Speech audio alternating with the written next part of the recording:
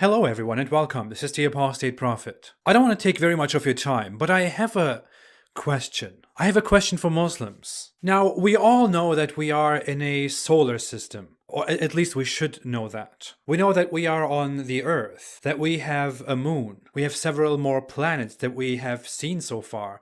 We are revolving around the sun. This sun is static in the solar system. We, the Earth, rotate around our own axis and also orbit this static sun, so we revolve around it. By rotating around our own axis, and the sun appearing and disappearing from our sight, we observe what is called night and day. While by orbiting the sun, we see years pass by. From what we know, the sun also revolves around the galaxy, and that takes over 250 million years. There is a problem with all of this if you believe in Islam, however. Islamic sources clearly tell us that the sun rises from a place and goes to a place at sunset.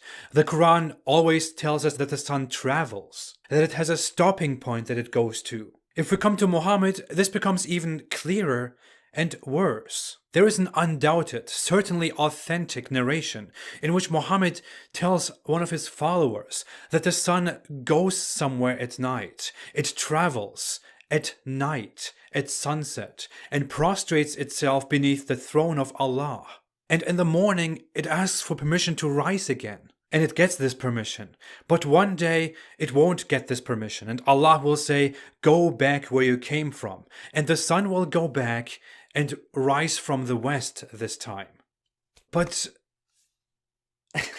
in the solar system, where we are revolving around the sun, where exactly does the sun go at night? I am at this point completely ignoring the Quran's description of the sun setting in a muddy spring, which is also repeated by Muhammad, according to some narrations. Dear Muslims, how and when does the sun go anywhere at night? Where does the sun go? How does the sun go anywhere? When exactly does the sun go? Dear Muslims, before you attempt to answer this question, please answer this question to yourself. Ask yourself, and maybe ask yourself why you have to try so hard to explain this, to make excuses. Why does the Islamic scripture on its own sound so absurd? Why does it sound like it was made up by quite primitive people? Maybe ask yourself why you have to believe in something that you didn't verify before, but you have to defend it and explain it because you believe in it. I hope you will come to the same conclusion that I came to, that this is just a bunch of nonsense. Take your time, and please take the challenge. Thanks for your time. Oh, and stay away from Islam.